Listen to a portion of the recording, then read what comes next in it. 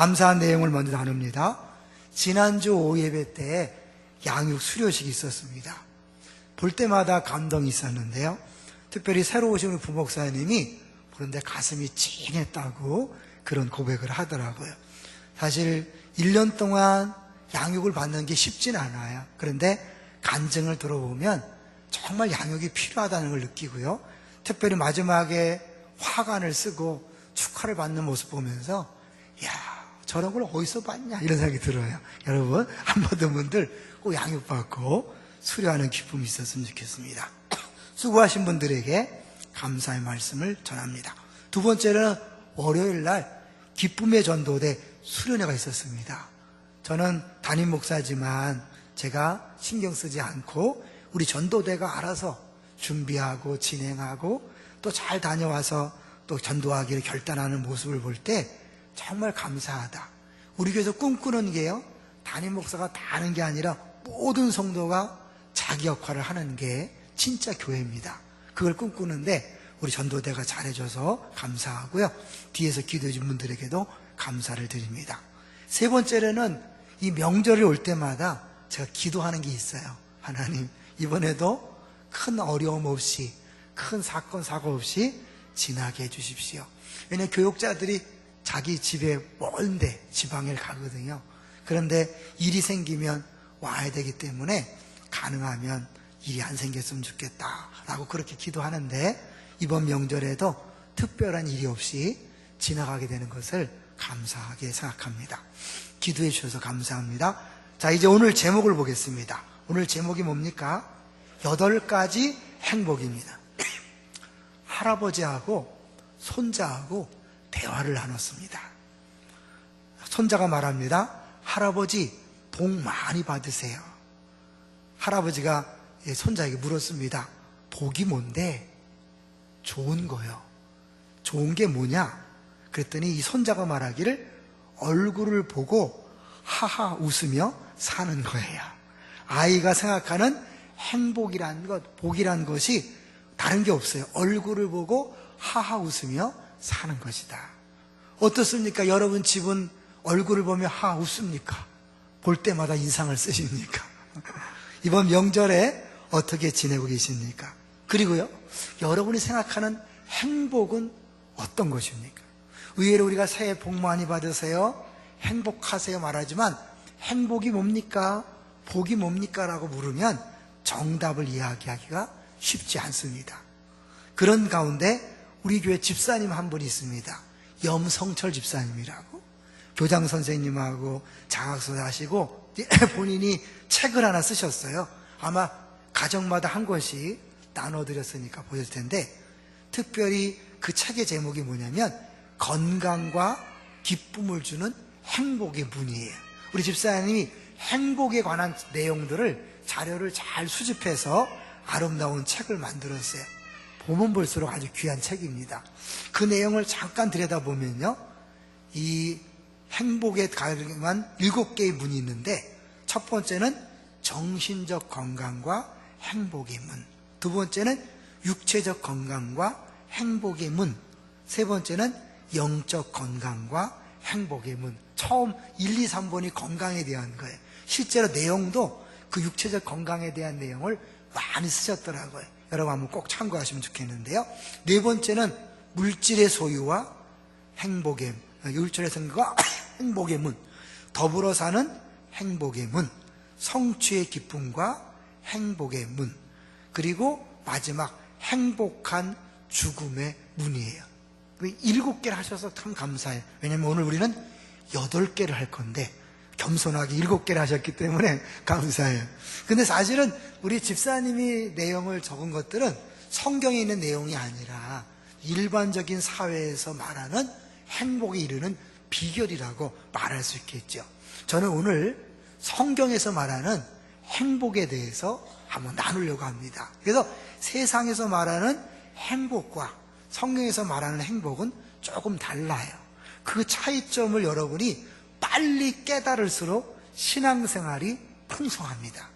자칫 잘못하면요, 이 차이를 깨닫지 못하면 평생 신앙생활하면서 엉뚱한 방향에다가 엉뚱한 노력을 하다가 사실은 에너지를 다 소비하고 신앙생활이 이것밖에 안 되나? 그러면서 자기 혼자 실망할 위험성이 있어요. 그런 의미에서 오늘 설교를 잘 들으시면 좋겠어요. 자, 그러면 오늘 예수님 말씀하신 8가지 행복이란 뭔가를 한번 볼까요? 자, 먼저 5장 1절을 보겠습니다. 5장 1절 시작. 예수께서 무리를 보시고 산에 올라가 앉으시니 제자들이 나온지라. 제자들이 나왔다 그랬어요. 제자들에게 주신 말씀인데 2절 보니까 입을 열어 가르쳐 이르시되. 예수님은 이 땅에 오셔서 천국에 대해 선포하셨습니다. 회개하라, 천국이 가까웠느니라. 천국에 대해 선포하시고 천국에 대해 가르치시고 천국이 임했다는 증거를 보여주셨지요. 그리고 천국이 무엇인지를 우리에게 삶으로 보여주셨습니다. 오늘 말씀은 그러니까 천국에 관한 내용이요, 천국 백성이 제자가 어떤 복을 누리는가를 가르쳐주고 있는 겁니다. 3절 볼까요? 3절 시작. 심령이 가난한 자는 복이 있나니 천국이 그들의 것이며. 복이란 단어가 나오는데요, 여기서 우리가 한번 잠깐 생각해 봐야 돼요. 이 성경에서 말하는 복은 세상에서 말하는 복과 단어 자체가 달라요. 보통 세상에서는 행복하다 그럴 때 영어로 어떤 표현을 씁니까? happy, happy라고 그러죠. happy day 그러죠. 행복은 happy라 그래서 해픈에서 나온 말이에요. 우연히 찾아온 행운, 이런 뜻이라고 볼 수 있죠. 그런데 성경에서 말하는 복은 영어로 blessed, 블러드, 피에서 나온 단어예요. 그러니까 피의 제사를 통하여 얻어지는 복이다. 그래서 blessed라는 표현을 쓰거든요. 그래서 여기 원어적으로 보면 blessed is 이렇게 나와요. 그래서 결국 이 복은 인간의 복이 아니라 하나님의 행복이다라고 그렇게 표현하는 거예요. 세상적인 행복은 해피라고 한다면 하나님의 행복을 blessed라고 그렇게 이야기하는 거죠. 그런데 여기 이 복에 대한 내용을 쭉 가다 보면 재미난 게 뭐냐면, 세상에서는 행복을 얘기할 때 이렇게 해야 행복하다, 이렇게 살아라 이렇게 얘기하지만, 이 팔복의 내용은 이렇게 살아라고 말하지 않아요. 어떤 사람에게 복이 있나니 이것 때문이다. 그래서 뒤에 이유를 얘기해요. 호티라는 접속사를 통해서 이유를 얘기해요. 빨리 한번 잠깐 읽어볼게요. 자, 3절부터 일단 6절까지만 읽어볼 거예요. 시작. 심령이 가난한 자는 복이 있나니 천국이 그들의 것이며. 4절. 애통하는 자는 복이 있나니 그들이 위로를 받을 것이며. 온유한 자는 복이 있나니 그들이 땅을 기업으로 받을 것이며. 의에 줄이고 목마른 자는 복이 있나니 그들이 배부를 것이며. 요 네 개는요, 하나님과의 관계에 대한 내용이고, 나머지 네 개는 사람과의 관계에 대한 내용이에요. 그런데 요 3절부터 6절까지 보면서 앞에 심령이 가난한 자, 애통하는 자, 온유한 자, 의에 질고 목마른 자, 복의 내용과 전혀 상관없어 보이죠. 그렇다면 이거는 우리가 생각하는 복이 아니라 또 다른 의미가 있다는 거죠. 근데 눈치 빠른 사람은요, 요 가난과 애통과 온유와 의에 지르고 목마른 자란 요걸 볼 때 어떤 한 사람이 생각나게 돼 있어요. 누가 생각나나요? 예수님이죠. 심령이 가난한 자, 겸손을 얘기하죠. 온유한 자, 복이 있나니 겸손과 온유를 이야기하고, 6절에 특별히 의에 지르고 목마른 자, 십자가상에서 내가 목마르다 외쳤던 그 말씀을 우리가 기억합니다. 결국은 이 3절부터 6절은 예수님에 대한 이야기라는 것을 말씀하는 거예요. 그리고 나서 7절부터 10절을 보면 아 그렇구나라고 할까요? 7절부터 시작. 궁휼히 여기는 자는 복이 있나니 그들이 궁휼히 여김을 받을 것이며, 마음이 청결한 자는 복이 있나니 그들이 하나님을 볼 것이며, 화평하게 하는 자는 복이 있나니 그들이 하나님의 아들이라 일컬음을 받을 것이며. 10절. 의를 위하여 박해를 받은 자는 복이 있나니 천국이 그들의 것임이라. 이 8개는 따로따로 떨어진 것이 아니라 한 사람에 대한 이야기예요. 그러면 어느 누가 이 8개를 다 충족시킬 수 있을까요? 보통 사람으로는 불가능하죠. 불가능하다면 이 복은 그림의 떡이 되는 거예요. 이 얘기는 뭐예요? 우리에게 해당이 되지 않는데, 아무도 해당되지 않는데 이야기하면 뭐예요? 그래서 사실 이것은 진정한 복음 중에 복음이라고 얘기하는 거예요. 복음에 대한 가장 간단하면서 명확한 정의가 있다면 뭐냐면, 복음은 조언이 아니라 소식이다.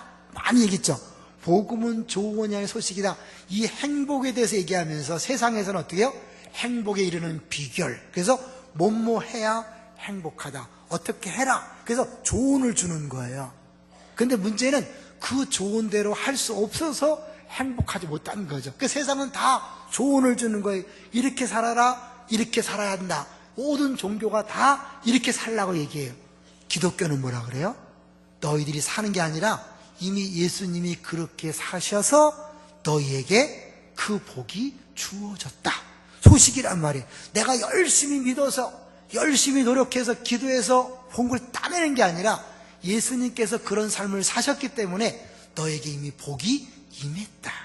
그래서 기독교는 복 받기 위한 기독교가 아니에요. 복 받으려는 종교가 이미 복 받은 것을 누리는 종교라고 말할 수 있어요. 근데 차원이 다르죠. 처음 말씀드렸어요. 이 사실을 모르면 평생 예수 믿으면서 복 받기 위해서 엉뚱한 노력을 하는 거예요. 여러분 아무리 복 받기 위해 노력해 보세요. 복은 없어요. 왜요? 그렇게 해서 얻어지는 복이 아니니까. 그러면 뭐예요? 네, 예수님 때문에 이미 복이 우리에게 임했고 그 복을 누리는 것이 신앙생활이에요.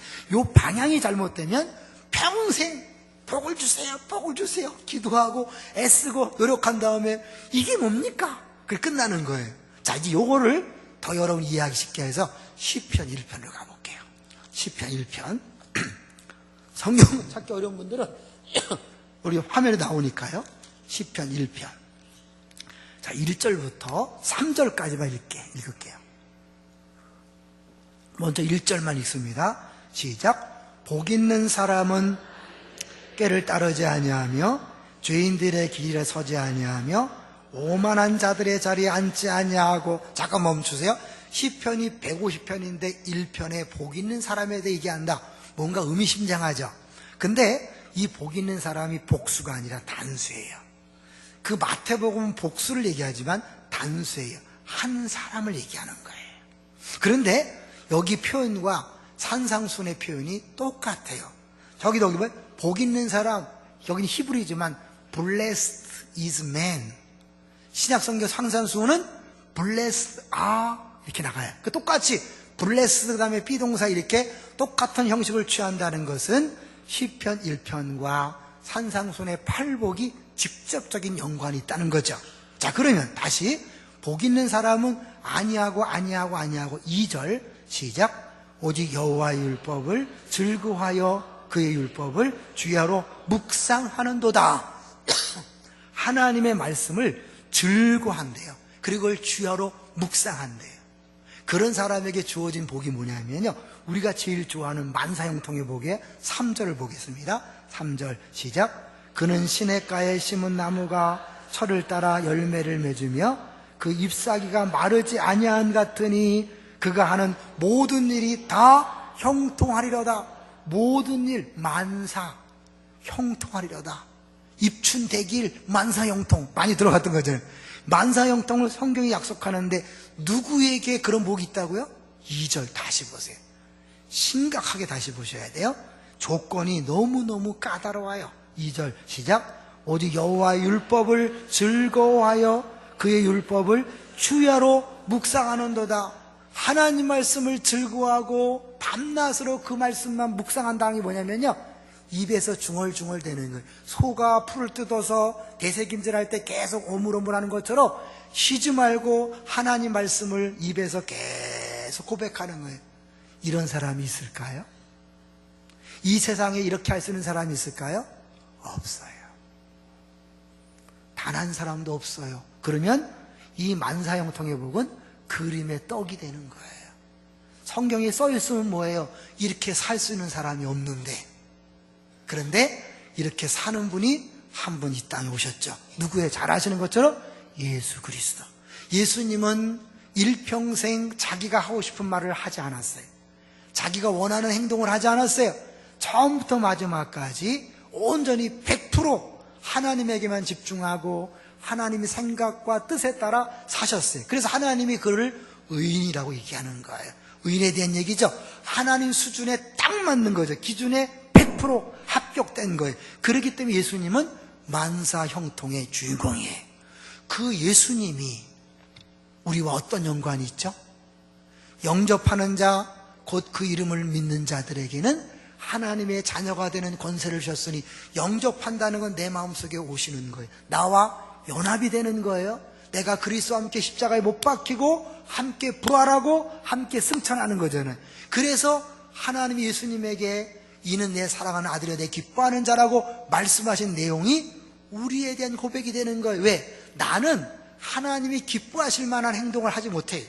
하나님 사랑받을 만한 조건이 없어요. 그런데 예수님 100% 사랑, 100% 하나님의 축복된 그 존재인 예수님이 내 안에 오셔서 하나님이 나를 볼 때마다 그 예수님처럼, 예수님을 보고 사랑한다, 내가 너를 기뻐한다. 그리고 뭐예요? 성경 66권의 모든 복이 다 우리 것이 되는 거예요.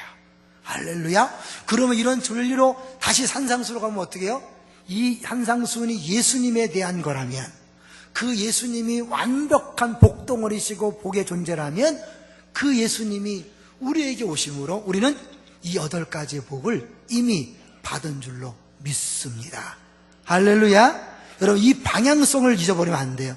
그래야 여러분이 쓸데없이 복을 구하고, 복을 구하는데 애를 쓰고 복을 얻기 위해서 노력하고 복을 얻기 위해서 신앙생활을 하는 것이 아니라, 이미 주어진 복을 여러분이 누리며 사는 것에 집중할 때, 야, 이거구나, 이거였네, 아, 이게 그거였구나 이러는데 평생 이걸 못 느끼고 맨날 주세요 주세요 주세요 하다가, 그러다가 인생 다 허비하고 다 끝났는데 내가 과연 복 받았나? 안 받았나? 허무하다 이럴 수 있단 말이에요. 그래서 이제 11절로 가버리는 게 중요해요. 자, 여러분, 10절까지는 팔복에 대한 얘기라면 11절, 12절은 결론적인 부분이에요. 그런데 10절과 11절이 다른 게 있어요. 뭐가 다른가 볼까요? 11절 보세요. 11절 시작. 나로 말미암아 너희를 욕하고 박해하고 거짓으로 너희를 거슬려 모든 악한 말을 할 때에는 너에게 복이 있나니. 이거 뭐예요? 똑같죠? 복이 있나니. 그러니까 어떻게요? 9번째 복 아닌가? 아니요, 8복이라 그러지 9복이라 하지 않아요. 이거는 사실은 결론적인 설명 부분이에요. 그래서 10절까지는 3인칭에 대하여 저들은 그러는데 11절부터 너희에게 인칭이 바뀌어요. 그리고 뭐예요? 복이 있나니 뭐뭐하라.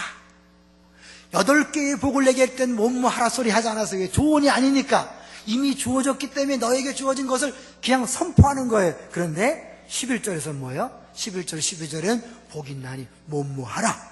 이 엄청난 차이를 아셔야 돼요. 우리들이 복받은 사람으로서 해야 될 게 딱 하나 있어요.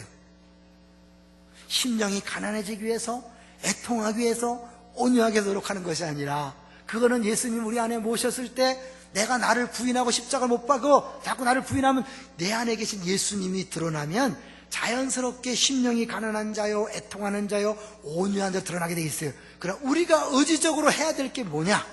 그것은 12절 읽어볼까요? 시작. 기뻐하고 즐거워하라. 하늘에서 너의 상이 큼이라. 너희 전에 있던 선지자들도 이같이 박해하였느니라. 팔복을 누리기 위해서 우리가 하는 게 있는 게 아니에요. 근데 예수님이 다 하신 일이고, 그 팔복이 누구 때문에 왔어요? 예수님, 나로 말미암아 너에게 팔복이 임했다면 복과 더불어 너에게 핍박과 환난도 동시에 온다는 것을 기억해라. 우리는 복하면, 만사 형통하면 아무 어려움이 없을 거라고 생각해요. 돈이 막 굴러 들어오고, 직장이 잘 잡히고, 아이들은 좋은 혼처를 만나 결혼하고 직장 생활하고. 이번에도 명절 때 주로 인사가 뭐였습니까? 어느 학교 갔니? 결혼을 했니? 이것 때문에 스트레스 받잖아요. 그게 왜 이렇게 중요해요? 기독교인들이. 왜요? 우리도 모르게 우리가 생각하는 복은 세상 사람들이 추구하는 복과 똑같다는 걸 보여주는 거예요. 그래서 왜 예수 믿는 집에서 예수 안 믿는 집과 똑같이 결혼 문제 때문에, 그 직장 문제 때, 학교 문제 때문에 그렇게 스트레스를 받고 왜 명절 분위기를 깨트립니까? 왜? 그거는 아직도 내가 복받은 존재를 모르고 여전히 세상에 있는 것을 추구하고 바라보기 때문에 그래요.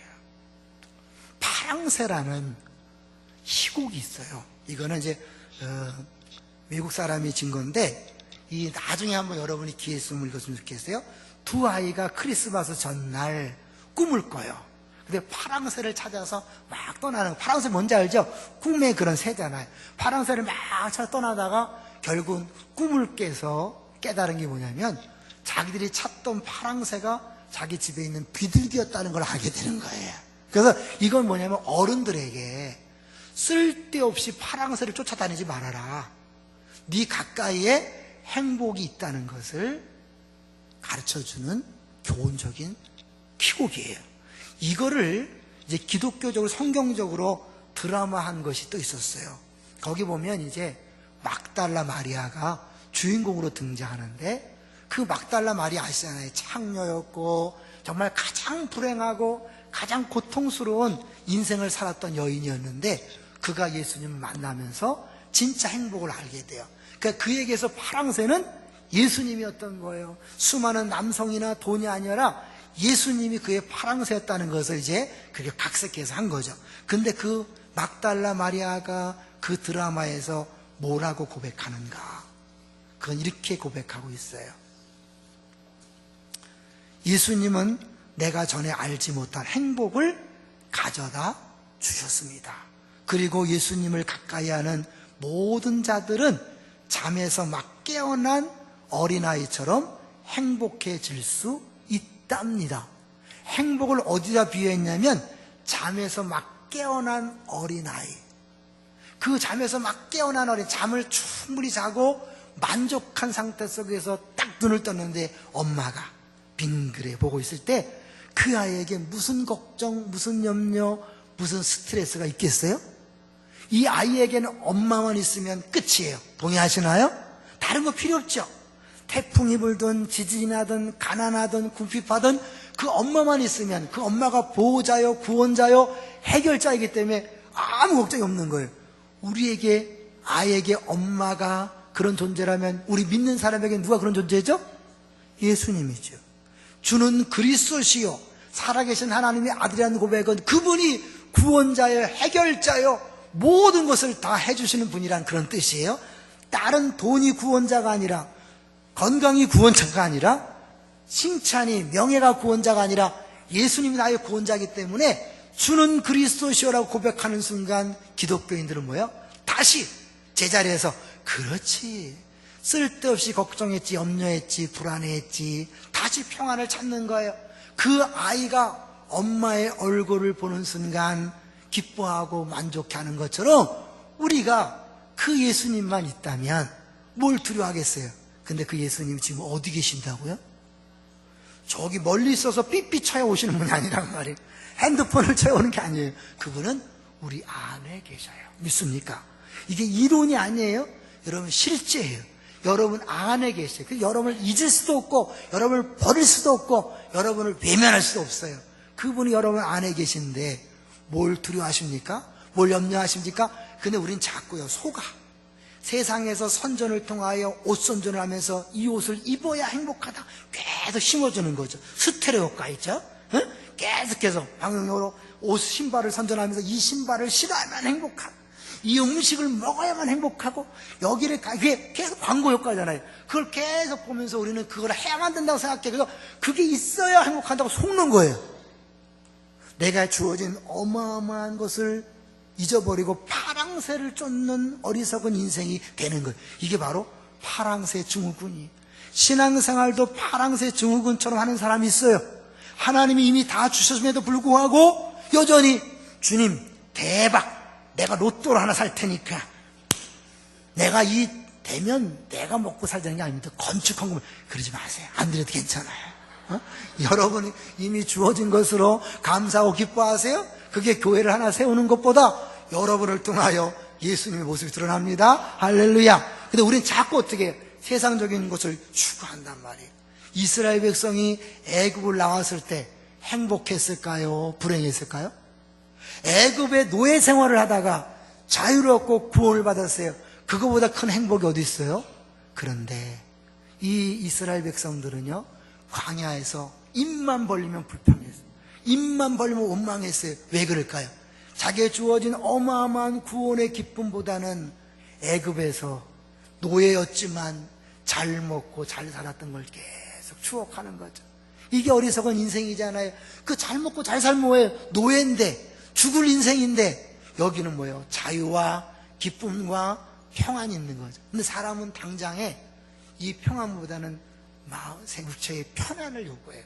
이런 편안과 평안은 다르다는 거 많이 들어봤죠? 내가 예수 믿으면 예수님이 편안한 삶을 약속하지 않습니다. 예수 믿기 때문에 여러분 고급 아파트를 약속하지 않습니다. 예수 믿으면 돈 버는 걸 약속하지 않습니다. 좋은 직장과 좋은 대학교와 좋은 혼처를 약속하지 않습니다. 만약 그렇다면 저 북한에 있는 그리스도인들은 다 뭐가 되는 거예요? 다 예수 잘못 믿는 거죠. 저 이슬람권에 있는 예수 믿는 사람들은 뭐예요? 다 잘못 믿는 거예요. 그들은 예수 믿는 순간 죽음을 각오해야 돼요. 쫓겨남을 각오해야 돼요. 다 망하는 것을 각오해야 돼요. 그럼에도 불구하고 그들이 예수 믿는 건 뭘까요? 이 눈에 보이는 그런 것들보다도 더 큰 것이 있음을 경험하기 때문에 그래요.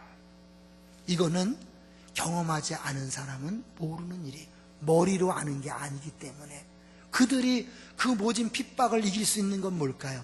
그들 안에 그 어마어마한 기쁨과 감사와 감격. 그래서 그 순교지에 갔다 온 사람들, 순교자를 만나본 사람들은 자기가 어찌할 수 없는 하나님의 어마어마한 임재에 압도당해서 자기의 모든 욕심을 버린다고 하잖아요. 우리끼리 있을 때는 우리끼리 지지고 볶고 하면서 시기질투하다가 선교지에 갔다 오는 순간, 그 고난의 현장에 갔다 오는 순간 그게 다 쓸데없는 것이다라고 내려놓는 것을 볼 수 있어요. 우리 예수님이 우리에게 약속한 것은요, 편안한 삶이 아닙니다. 때로는 그것은 고난을 각오하셔야 돼. 그래서 어떻게 팔복을 얘기한 다음에 마지막 8번째 복 더불어서 결론적으로 나로 말미암아 너희를 욕하고 박해하고 거짓으로 너희를 거슬러 모든 약만 할 때는 너에게 복이 있다. 여러분 주변 사람들이 예수 때문에 여러분을 비웃을 수 있어요. 아이고 예수 믿는다고? 그래서 이번 명절이 아팠던 분들이 있을 거예요. 보란듯이 세뱃돈과 봉투를 턱턱 내주면서 내가 예수 믿었더니 이 정도 됐으면 해야 되는데, 예수 안 믿는 사람들은 봉투를 퍽퍽 내는데 나는 내놓을 게 없잖아요. 주님 뭔가요? 언제까지 이럴 건가요? 아니에요. 여러분 그 일을 위하여 부름받은 거예요. 요셉은 형통했다고 계속 성경이 얘기합니다. 그런데 요셉은 그냥 형통한 게 뭘까요? 형제들에게 팔려왔어요. 그걸 형통이라 그래요. 그가 팔려가서 열심히 살았어요. 누구보다 최선을 다했어요. 근데 보디발 아내가 유혹했어요. 그 죄를 짓지 않으려고 거부했다가 모함받고 감옥에 들어갔어요. 근데 성경은 그걸 또 형통이라고 얘기해요. 우리가 생각하는 형통은 뭐든지 잘 되고 고난이 없고 아픔이 없는 것으로 생각하지만 성경이 말하는 형통은 그게 아니에요. 하나님의 뜻을 이루어가는 거예요. 예수님이 복받은 주인공이잖아요. 그런데 예수님의 삶이 어땠어요? 예수님은 십자가에 못 박혀 죽었어요. 세상 기준으로 보면 복이 아니라 저주받은 죽음이요, 불행한 죽음이에요. 그러나 그는 하나님의 최고의 복받은 인생인 줄로 믿습니다. 그래서 윤동주라는 시인, 잘 알죠? 윤동주라는 시인이 십자가라는 시에서 예수님을 이렇게 단 2문장으로 표현했어요. 예수님은 괴로웠던 사나이, 그러나 행복한 예수 그리스도. 괴로웠던 사나이, 행복한 예수 그리스도. 십자가 괴로운 거예요. 제자라는 십자가를 지고 가는 거예요. 여러분 예수 믿는 거는 편안한 삶이 아니에요. 여러분이 생각하는 그 행복이 아니에요. 다른 행복이에요. 세상이 주지 못하는 진정한 평안과 기쁨과 만족, 세상의 행복의 조건들은 아무리 많이 먹고 아무리 좋은 곳을 입고 아무리 좋은 곳을 여행해도 그때뿐이지, 지나고 나면 또 목말라서 또 여행 갈까? 또 먹을까? 또 좋고 입을까? 끝없이 해도 목마른 것이, 그것이 바로 인생의 행복이에요. 예수님이 그 목마름을 십자가상에서 내가 목마르다 외침으로 다 해결하신 줄로 믿습니다. 이제는 안 먹어도 먹고 싶은 마음이 들지 않아요. 이제는 안 입어도 밍크코트 입은 사람 부러워하지 않아요. 내가 좋은데 안 가도 괜찮아요. 왜? 그들이 가서 느끼는 것보다 더 큰 행복과 느낌이 있기 때문입니다. 이런 사람은요, 어디까지 가는지 아세요? 왜 예수님이요? 이 환란이 왔을 때 기뻐하고 즐거워하라 그랬을까요? 우리가 생각할 때는 복하면 좋고 편안하고 그냥 아무 일도 없는 것처럼 보이지만 예수는 어때요? 고난을 얘기했어요. 그리고 이 고난이 할 때 억지로 참는 게 아니라 뭐예요? 기뻐하고 즐거워하라.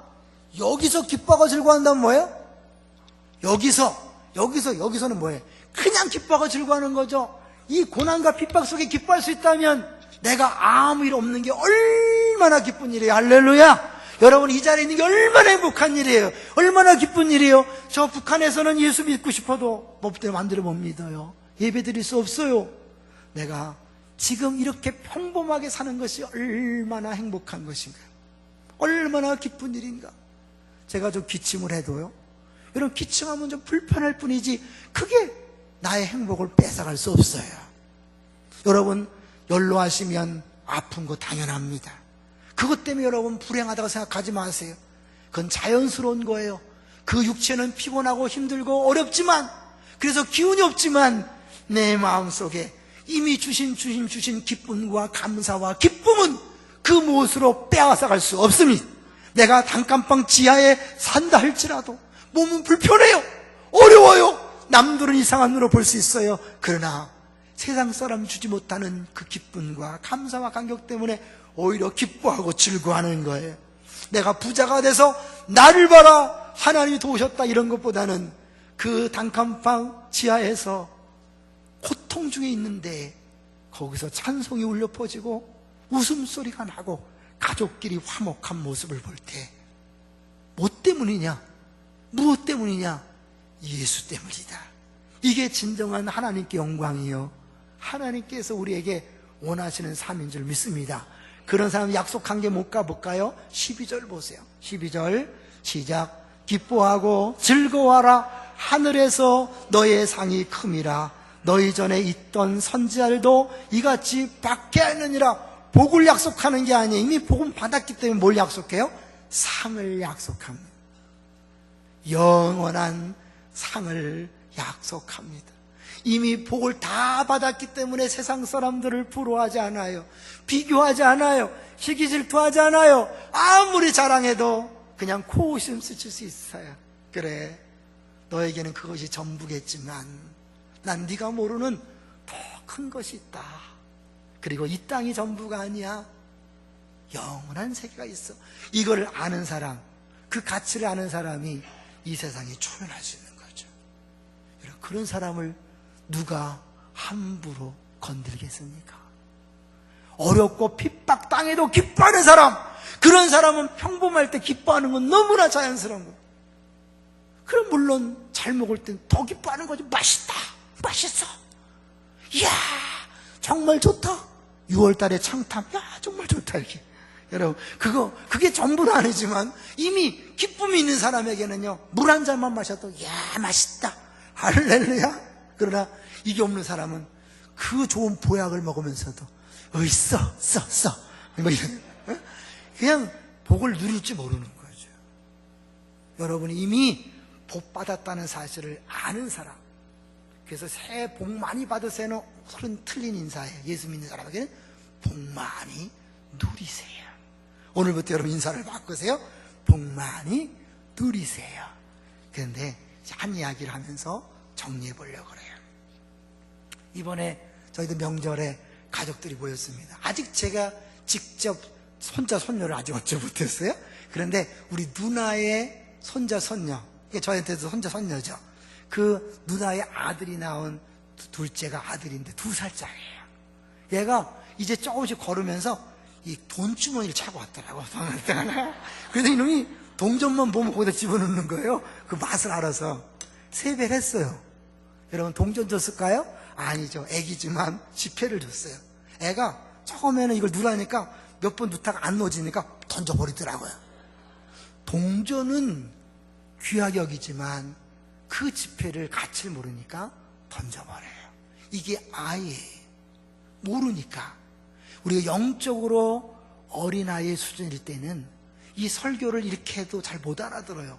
그런데 어른들은 알아듣고, 그랬구나, 내가 속았지, 내가 잘못 생각했어, 오늘 이후로 다시 정상적인 자리에 서서 새해 복 많이 누릴 줄로 믿습니다. 근데 이 목사가 이렇게 설교해도 도대체 무슨 말인지 모르는 사람은요, 솔직하게 기도하셔야 돼요. 하나님, 난 목사가 저렇게 얘기하는데 도대체 무슨 말인지 모르겠습니다. 그냥 있는 그대로 기도하세요. 여러분, 스스로 속이지 마세요. 못 알아들으면서 아는 것처럼 할 필요 없어요.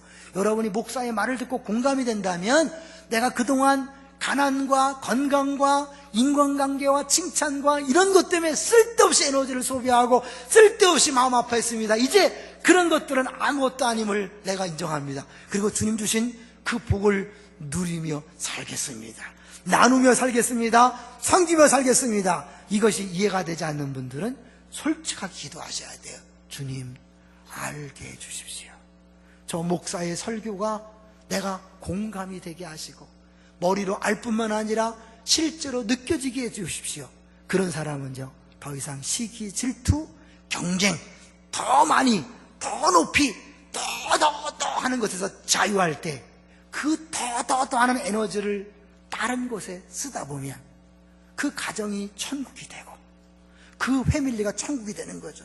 많은 남자분들이 더 하다가 부부관계가 깨어지고 애들 망가지고 일생 동안 그렇게 수고했는데 남는 게 없다고 말해요. 왜요?